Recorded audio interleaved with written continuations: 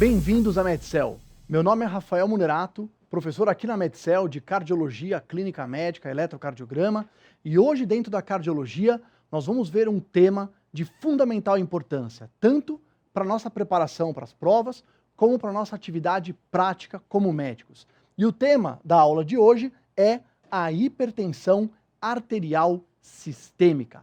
Então nós vamos ver ao longo da apresentação a importância epidemiológica da hipertensão, nós vamos ver as características essenciais da sua classificação, nós vamos caracterizar os tipos diferentes de hipertensão e nesta apresentação nós vamos caminhar até a estratificação de risco dos pacientes, depois de feita a avaliação clínica e laboratorial, ok? Numa outra apresentação nós vamos discutir a abordagem terapêutica, tanto não medicamentosa como medicamentosa e as metas que a gente vai colocar para esses pacientes. Bom, então nessa primeira parte da nossa apresentação, vamos dizer o seguinte slogan, para que vocês fundamentem o estudo da hipertensão arterial e saibam da importância que ele vai ter. Então vamos lá. Quem está se preparando para a prova, hipertensão arterial todo ano é uma questão explorada. E para todos nós, independente da nossa especialidade, hipertensão é algo frequente no consultório. Então, não importa qual especialidade você vai seguir.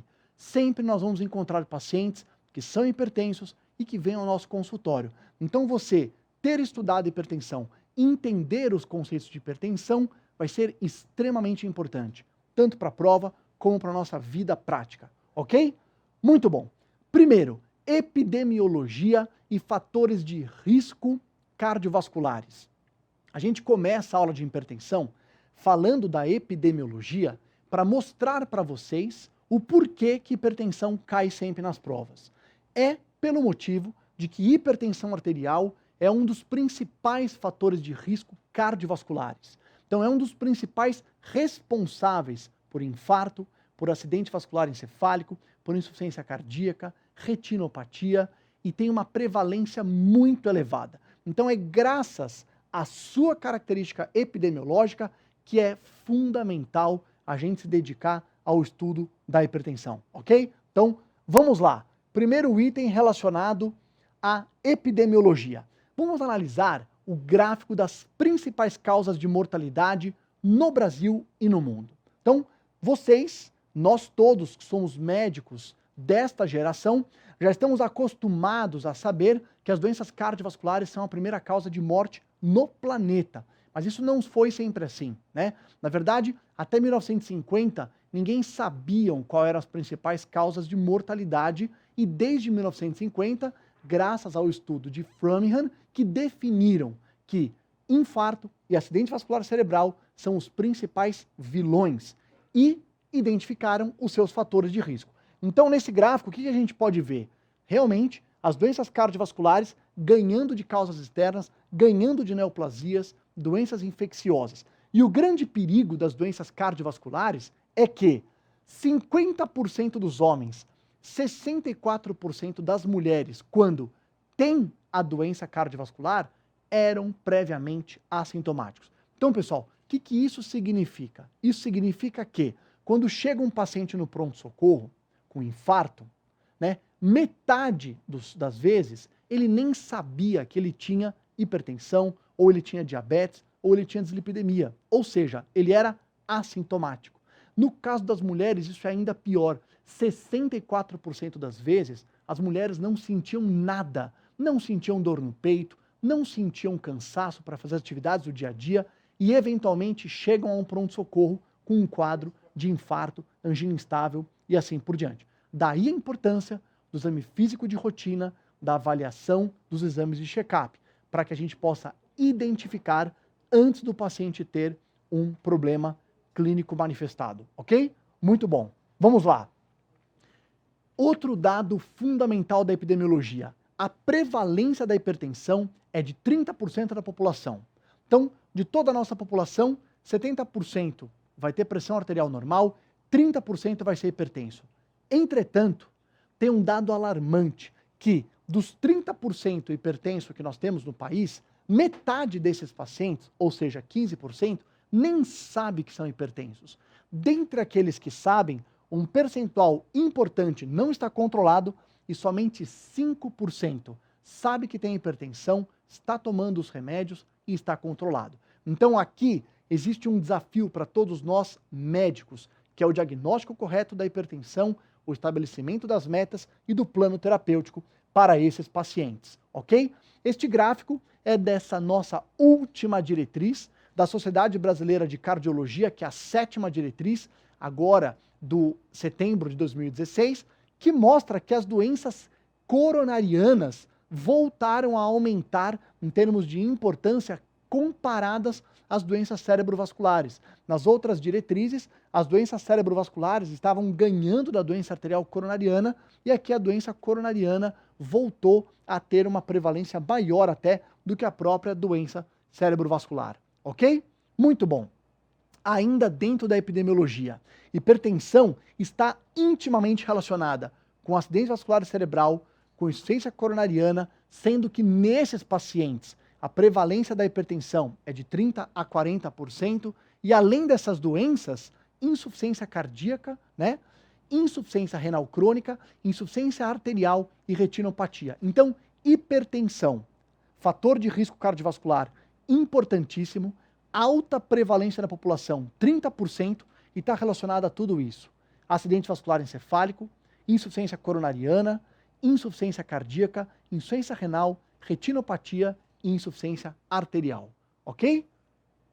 Bom, dentre os fatores de risco cardiovasculares, todos nós ouvimos, colesterol alto, tabagismo, né, sedentarismo, antecedentes familiares.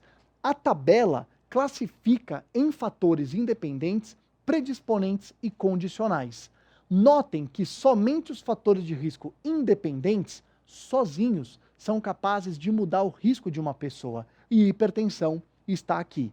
Então, hipertensão, junto com dislipidemia, junto com tabagismo, junto com a própria idade e com diabetes, é considerado um fator de risco independente das doenças cardiovasculares. Ok?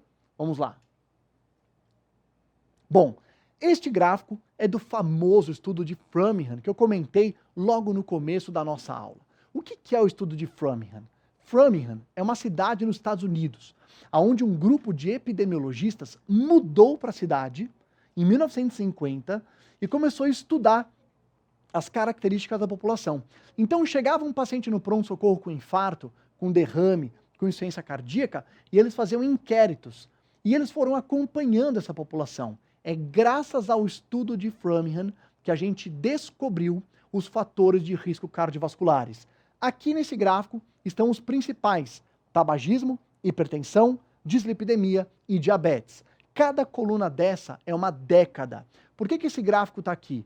Para mostrar para vocês que alguns desses fatores de risco a gente está ganhando, né? Então, olhem tabagismo, olhem o colesterol, está diminuindo a sua prevalência ao longo das décadas. Por quê? Pelas campanhas todas anti-tabagismo e pelo sucesso das estatinas, principalmente para controlar o colesterol. Agora, notem o gráfico da hipertensão. O gráfico da hipertensão mantém-se estável ao longo das décadas. Portanto, um fator de risco importante em que ainda a gente está longe de vencer essa guerra, ok? Vamos lá. Perfeito. Bom, outros fatores relacionados não só agora à doença cardiovascular em si, mas à própria hipertensão, né? Então, dentro da própria diretriz, além dos fatores de risco cardiovasculares, ela cita fatores intimamente relacionados à elevação do nível pressórico. Etnia é um que a gente não pode deixar de citar, então é 2 vezes mais frequente a hipertensão em indivíduos de raça não branca. Excesso de peso, né? Então o sobrepeso e a obesidade estão relacionados ao aparecimento de hipertensão.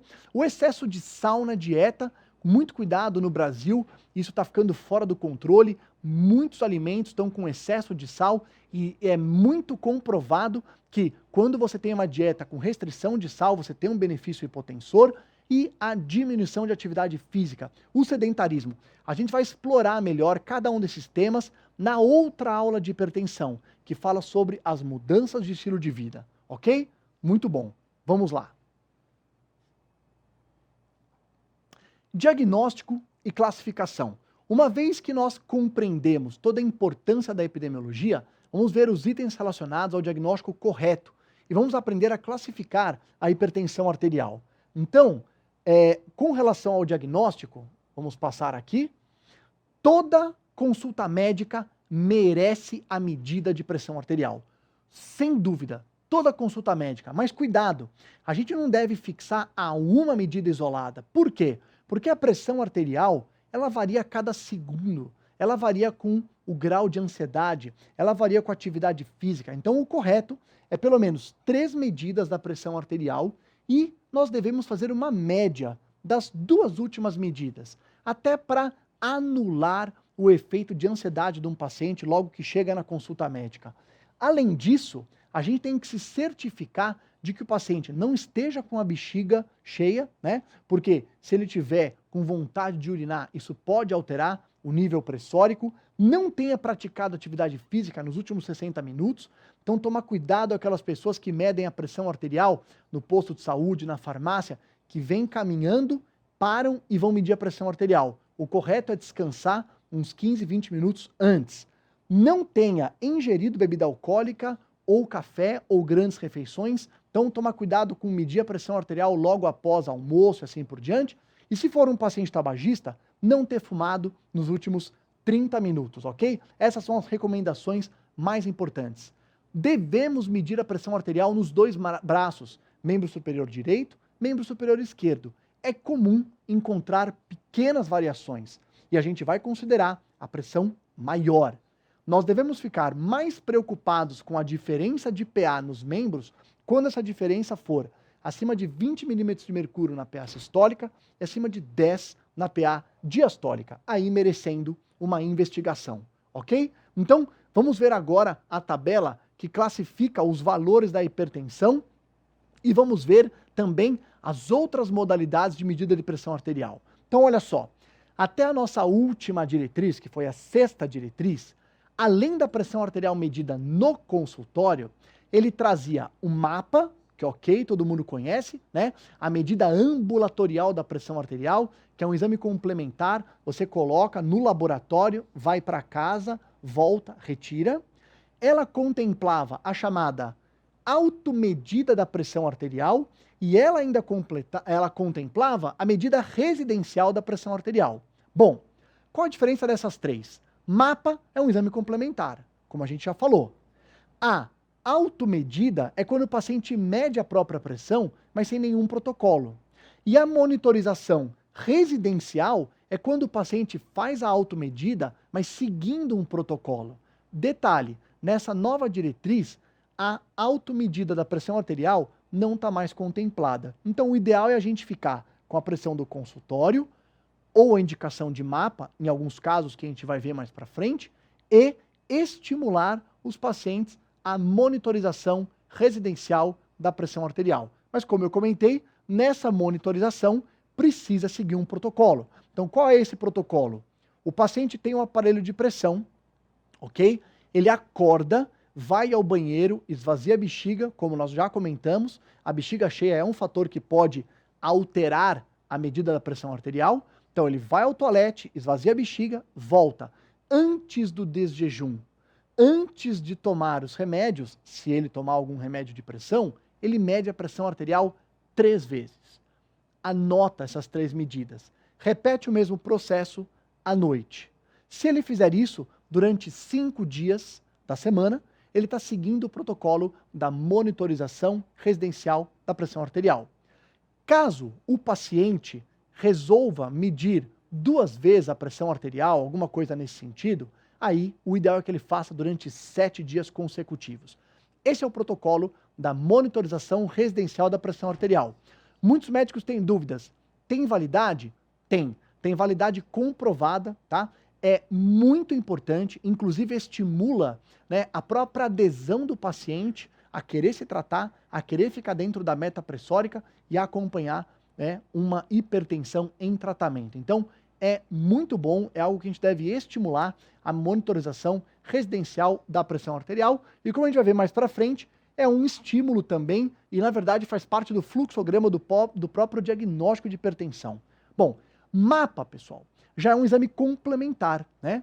Então, a gente não deve pedir mapa para todo paciente. Tem uma indicação correta para você pedir o mapa, ok? Por quê? O paciente vai ao laboratório, coloca o aparelho, vai para casa, mede durante 24 horas, volta, retira o aparelho, um software analisa as medidas, tira aquelas que deram errado, vê qual o percentual de medidas que ele deve considerar, e aí nós temos que um mapa é alterado se a média nas 24 horas for acima de 130/80, na vigília acima de 135/85, que é o mesmo valor da monitorização residencial da pressão arterial. E o sono acima de 120/70 estaria alterado. Atenção, porque esses valores também sofreram uma pequena alteração da última diretriz para essa, ok? Muito bom. Qual é a indicação do consenso de mapa? Então, a indicação da diretriz de mapa. Primeiro, suspeita da hipertensão do avental branco. Depois, suspeita de hipertensão mascarada, né? Que é aquele paciente que no consultório a pressão está boa, mas em outras ocasiões ele mediu e estava elevada.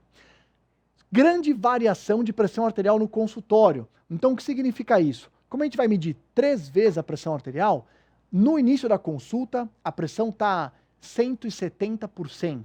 Depois você mede, está 150/80 e assim por diante. Quer dizer, grandes variações da pressão arterial no consultório, como a regra diz que a gente vai ter que usar a pressão mais alta, você vai ficar em dúvida. Qual é a verdadeira? Então, aí está certo pedir o mapa. Hipotensão postural, pós-prandial ou induzida por fármaco e a avaliação de hipertensão resistente ao tratamento. Pessoal, tomem bastante cuidado, tá? Porque sempre é algo que é explorado nas provas. Mapa não é um exame indicado para investigar hipertensão secundária.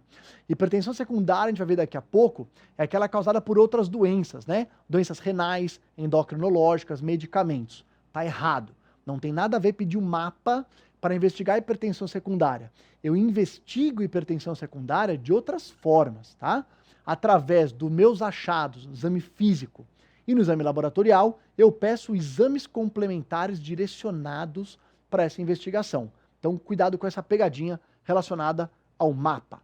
Bom, e nós chegamos à tabela da diretriz da Sociedade Brasileira de Cardiologia, que relaciona a classificação da pressão arterial em normal, pré-hipertenso, estágio 1, 2 e 3, ok? Então essa tabela vocês já estão acostumados, né? O que é o importante dessa tabela? Acima de 140/90, a gente inicia, né, a caracterização de um paciente hipertenso, né? Acima de 180/110, que é o estágio 3, é um hipertenso mais grave.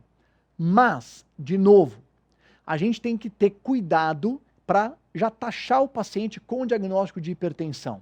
Então a gente vai ver um fluxograma que correlaciona qual deve ser a melhor conduta quando a gente mede a pressão arterial de um paciente e essa pressão vem alterada, ok? Então, vamos adiante. Então esse é o fluxograma que eu comentei, também é retirado da 7ª diretriz da Sociedade Brasileira de Cardiologia, e esse fluxograma nos mostra como que a gente deve se comportar quando a gente está medindo a pressão arterial de um paciente e ela vem alterada para já eu dar o diagnóstico ou não, para eu seguir alguma investigação. Então eu vou ampliar aqui um pouco esse gráfico para a gente poder discuti-lo, ok? Então vamos lá. Você está no consultório e você mede a pressão arterial do seu paciente, você faz a anamnese, o exame físico e toda a avaliação, no caso, laboratorial. Se você detectar que esse paciente se enquadra num caso de emergência ou urgência hipertensiva, que vai ser tema de uma outra aula, você vai encaminhar esse paciente ao pronto-socorro. O que é urgência e emergência hipertensiva? É elevação súbita da pressão arterial com risco iminente de lesão de órgão-alvo ou risco de morte, tá certo? Então é um caso que acabou. Se você está nessa situação, o paciente é hipertenso, é uma situação perigosa, ele vai para emergência. Do outro lado, aqui, se você detectar que o paciente está já, lembra da nossa tabela? Acima de 140/90. Portanto, ele já é um hipertenso estágio 1. Ou até mais, 160/10 e assim por diante. E ele tiver alto risco cardiovascular, você já está autorizado ao diagnóstico de hipertensão. Se desde o início o paciente estiver acima de 180 por 110, você também está autorizado a dar o diagnóstico de hipertensão. Por que isso? Por que o fluxograma faz esse detalhe? Pelo seguinte, quem tem alto risco cardiovascular é quem verdadeiramente se beneficia de tomar medicação e trazer para perto da meta. Quem tem uma hipertensão muito elevada, estágio 3, também vai ser um paciente que se beneficia de você tentá-lo trazer para a meta. Agora, vamos lá. Eu vou agora dar o zoom novamente para fazer o outro fluxo que nós não fizemos, tá? Que é o paciente com hipertensão de 140 por 90, mas ele tem um baixo risco cardiovascular. Ele não tem um alto risco cardiovascular. Nesse caso, pessoal, você tem 3 caminhos. Você insiste aqui na monitorização da pressão do consultório, nessa insistência de você, numa próxima visita, medir de novo a pressão arterial, vai ser para você poder diferenciar o paciente que, na verdade, tinha uma hipertensão do avental branco e assim por diante. Ou, caso na segunda visita se mantenha um paciente hipertenso, você está autorizado a dar o diagnóstico de hipertensão ou também proceder aí à monitorização residencial se suspeitar de uma hipertensão no avental branco. Além de você insistir na pressão do consultório, você pode direto considerar aqui um mapa, caso você esteja suspeitando que seja hipertensão do avental branco, ou considerar a medida residencial, como nós comentamos. Sendo que, tanto aqui no mapa, como lá na monitorização residencial, se vier acima de 135 por 85, o diagnóstico está feito. Então, vamos recapitular esse fluxograma, ok? Você está no consultório, mede a pressão de um paciente, ele tem alto risco cardiovascular ou veio acima de 180 por 110, ele é hipertenso.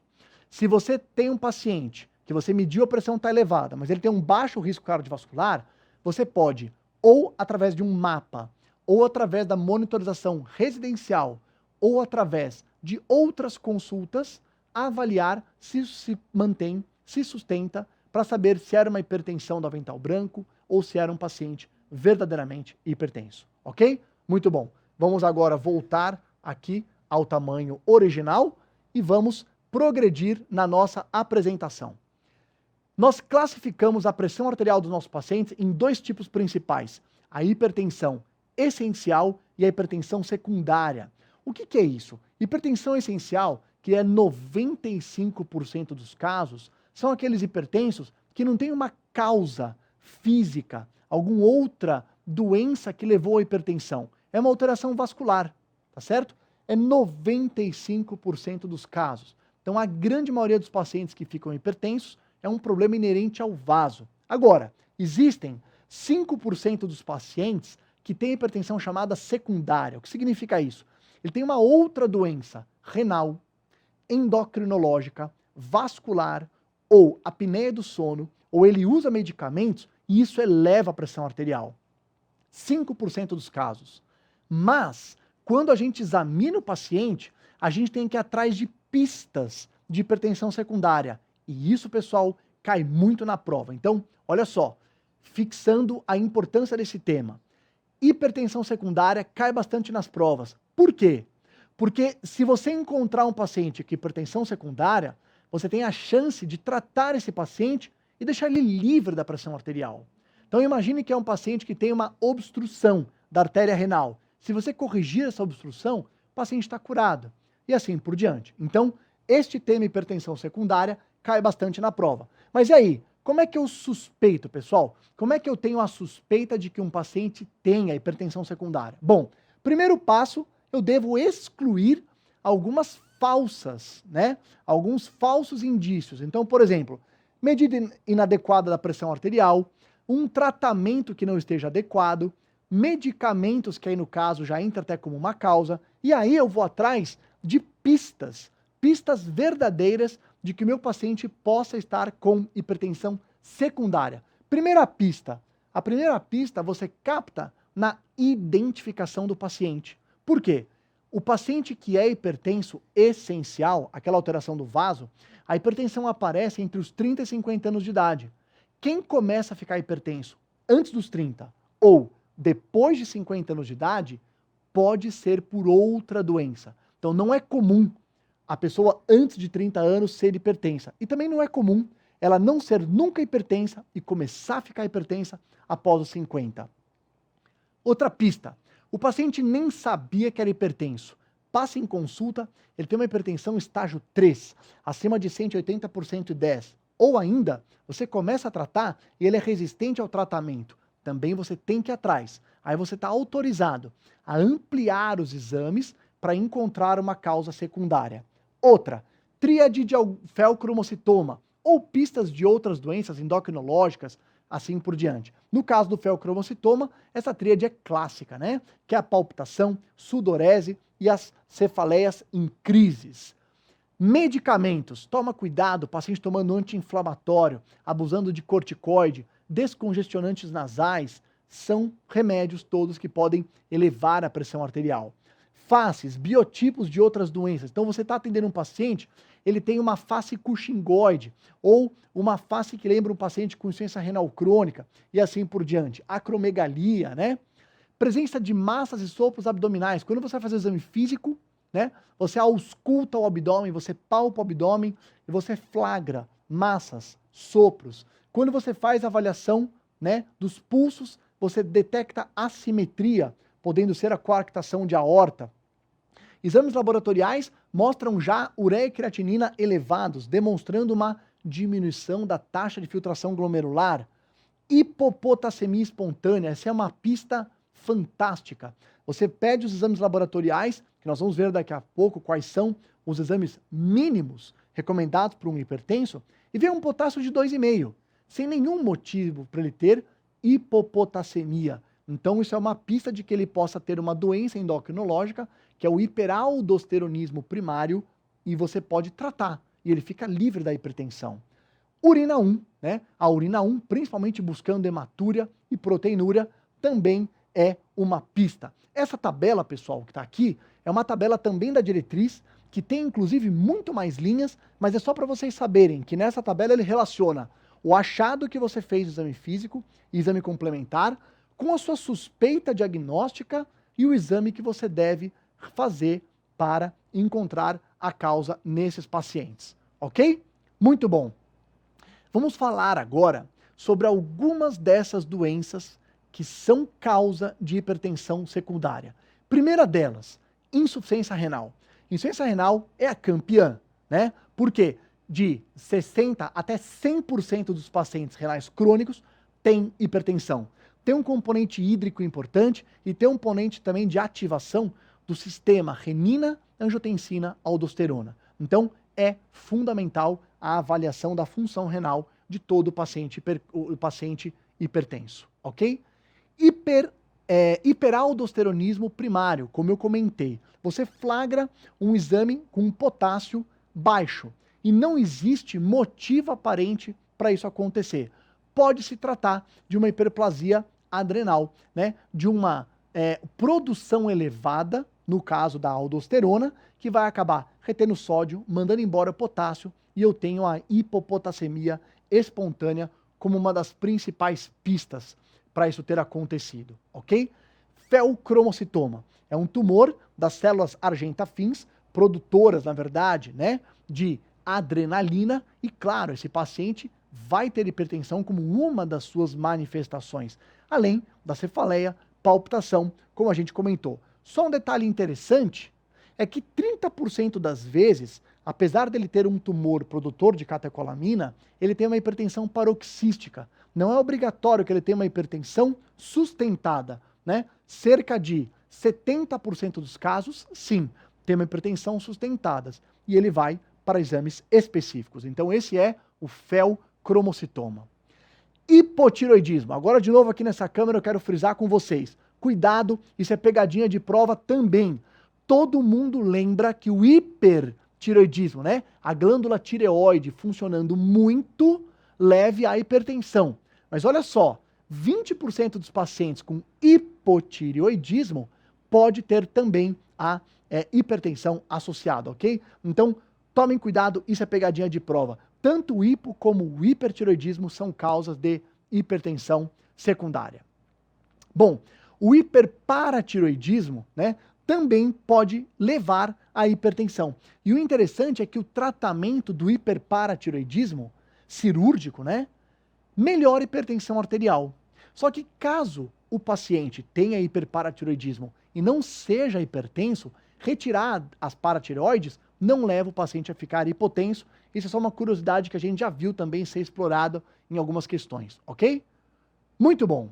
Síndrome de Cushing, né? Excesso de cortisol, retém sódio, retém água, leva também à hipertensão secundária, assim como acromegalia, também uma doença endocrinológica dada pelo excesso do hormônio de crescimento, do GH. Coarctação de aorta, a quarta cardiopatia congênita mais frequente, né? Então, detectada no exame físico pela assimetria dos pulsos, a coarctação de aorta, né? E doença renovascular. A doença renovascular é uma doença especialmente importante. Por quê? Eu tenho algum fator que obstrui as artérias renais. E se você tratar essa obstrução, você pode livrar o paciente da hipertensão. É causada principalmente por aterosclerose, então, no caso aí, incide em idades mais avançadas, e quando o paciente é jovem, doença fibromuscular. Nós temos aqui, né, nesse slide, uma figura mostrando a coarctação de aorta, vocês podem notar aqui, né, a quarta cardiopatia congênita mais comum, coarctação de aorta, e nós temos também aqui nesse desenho, eu vou até aumentar aqui um pouco para poder mostrar para vocês, esta seria, né, vou recuperar aqui o zoom, então, esta seria a displasia fibromuscular. Então, caso vocês estejam vendo uma questão em prova e apareça uma figura parecida como essa, sugere a displasia fibromuscular, que é causa de hipertensão renovascular em jovens. Já essa figura chama a atenção da gente para como acontece uma estenose de artéria renal causada pela aterosclerose, que, claro, é mais frequente pela própria incidência de aterosclerose, ok? Então, vou retirar aqui o zoom e vamos continuar a nossa apresentação. Apneia do sono. Pessoal, a apneia do sono foi negligenciada durante muito tempo, né? Uma pista da apneia do sono são pacientes que roncam e quando você documenta os períodos de apneia, o que a gente sabe? Esses períodos levam a dessaturação, despertares frequentes e liberação também de catecolaminas. Então, o fato do paciente ter apneia do sono faz com que ele depois desencadeie um mecanismo em gatilho que sustenta hipertensão quando esse paciente está nas atividades do dia a dia. E mais uma vez, é uma doença passível de controle, passível de tratamento, né? Tem dispositivos orais, tem o dispositivo, na verdade tem o procedimento cirúrgico, indicado em alguns casos, e tem o próprio CPAP, né, com índice de controle da apneia do sono bastante elevado, tratando aí a hipertensão arterial dos nossos pacientes. Nunca se esqueçam da hipertensão medicamentosa, imunossupressores, glicocorticoides, anti-inflamatórios, anorexígenos, anticoncepcional, antidepressivos e, claro, substâncias ilícitas como cocaína e até no caso álcool, são causas também de hipertensão secundária, ok? Bom, investigação clínica e laboratorial. Agora, pessoal, que nós vimos a epidemiologia juntos, né? Estudamos a classificação, estudamos a diferença de hipertensão essencial e secundária. Vamos ver a investigação clínica e laboratorial, inclusive aqui, dando para a gente as pistas de quais são os exames que a gente está autorizado a pedir. Porque, imaginem, de novo, hipertensão é um problema do Brasil todo, tá certo? É um problema que 30% da população tem.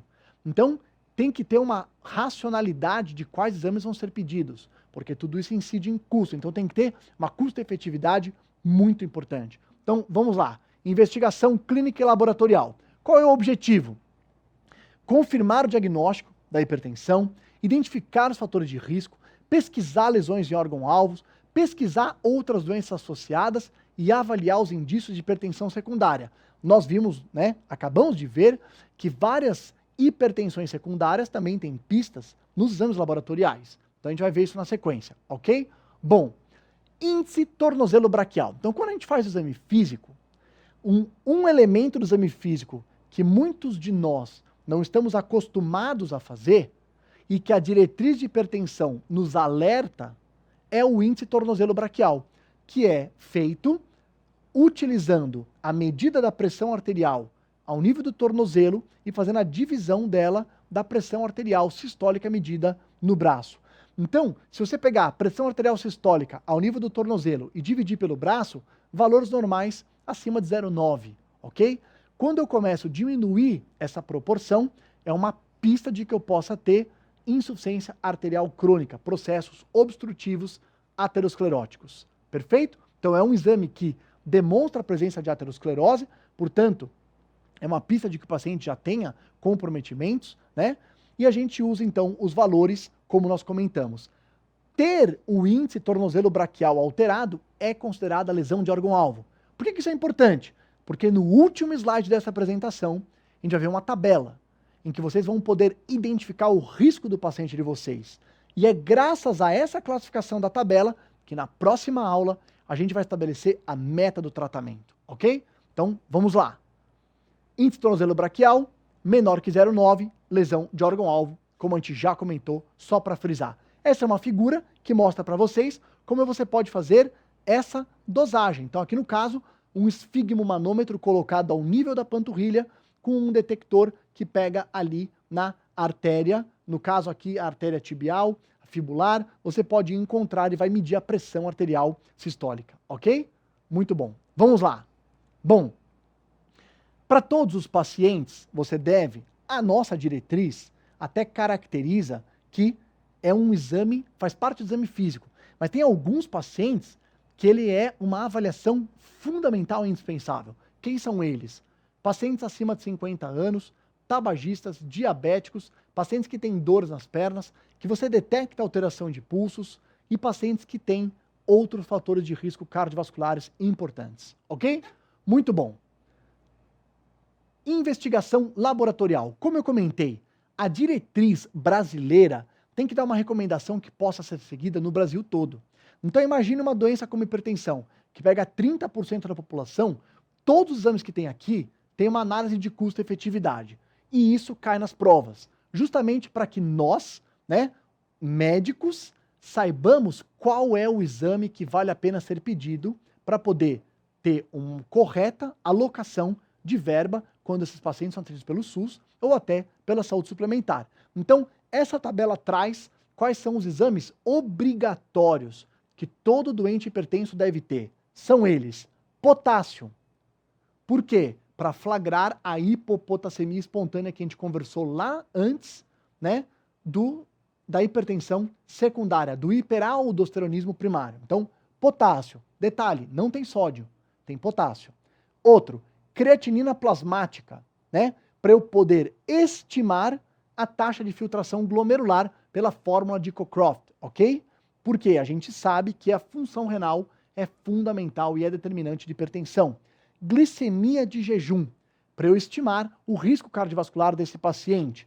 Colesterol total, HDL, triglicérides, para fazer também a avaliação de risco cardiovascular desse paciente.